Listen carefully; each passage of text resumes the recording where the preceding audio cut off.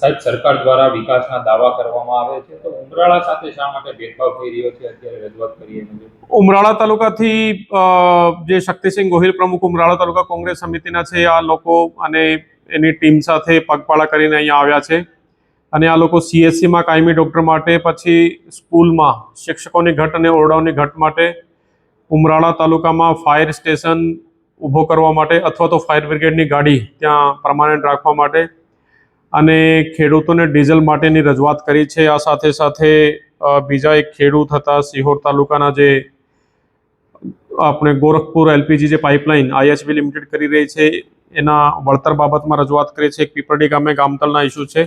તો આ બધી રજૂઆતો કરી છે. એને હું કન્સર્ન અધિકારી સાથે ચર્ચા કરીને અને ત્યાં આપણે શું કરી શકાય, કેવી રીતે કાયમી ડૉક્ટર ત્યાં મૂકી શકાય. એની જે 4 સ્કૂલ કહેતા હતા, 4માંથી 3માં ઓરડાઓનું કામ ચાલુ થઈ ગયું ને એક જે ધામણકા ગામ બાકી છે ત્યાં આપણે મીન્સ કે ઇમિડિયેટ કેવી રીતે સ્ટાર્ટ સ્કૂલ કરાવી શકાય અને તાંતી જરૂરિયાત ફાયર સ્ટેશનની અથવા તો ફાયર બ્રિગેડની ગાડીની લાગે છે, તો આ તાત્કાલિક ધોરણે કેવી રીતે કરી શકાય એ વિશે આપણે કામ કરીશું. વર્ષોથી ફાયર સુવિધા નથી, તો ગામ લોકો જ્યારે આ બનાવ બને છે આગના, તો ત્યારે કેવી રીતના સરકાર મદદ પહોંચાડે? અત્યારે જે સિસ્ટમ છે એના પ્રમાણે સિહોર કે આપણે વલભીપુર જે નગરપાલિકાઓ છે ત્યાંથી ગાડી જાય છે, પણ કદાચ ત્યાં ટાઈમ વધારે લાગતો હશે તો આપણે ઉમરાળા હેડક્વાર્ટર ઉપર શું ગાડી કેવી રીતે મૂકી શકાય, તો એ બાબતમાં ચર્ચા અધિકારી સાથે કરીને અને પછી કરીશું.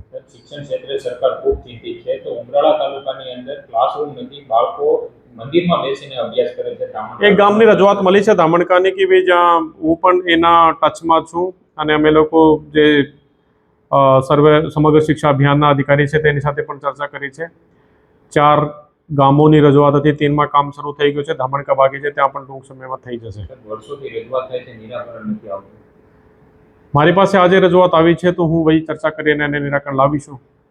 ડીઝલ અને પેટ્રોલની અછતના કારણે ખેડૂતો લાંબી લાઈન લાગે છે. અત્યારે ડીઝલ પેટ્રોલમાં થોડીક અછત તો પેટ્રોલ પંપ ઉપર જેટલું માંગે એટલું કદાચ નથી મળતું હોય, પણ અમે લોકો કોશિશ કરી રહ્યા છીએ કે ભાઈ જેટલું શક્ય હોય અને તમામની જે ડિમાન્ડ છે મીન્સ કે અવેલેબલ સ્ટોકના આધારે સાચવી શકાય. અને અમે મામલાદાર અને SDMની ટીમો બનાવીને ત્યાં તપાસ પણ કરી રહ્યા છે કે ભાઈ કોઈ ખોટી રીતે બ્લેક માર્કેટિંગ કે સંગાઈખોરી વગેરે ના થાય. અંતિમ સવાલ, આજે રજૂઆત કરી છે તેનું આપ કહી શકો છો ક્યારે નિરાકરણ લાવી શકશો? અધિકારીઓ સાથે ચર્ચા કરવી પડશે અને અવેલેબિલિટી ઓફ ડૉક્ટર, શિક્ષક, ફાયર બ્રિગેડની ગાડીના આધારે પછી ટાઈમલાઈન નક્કી કરી શકાય.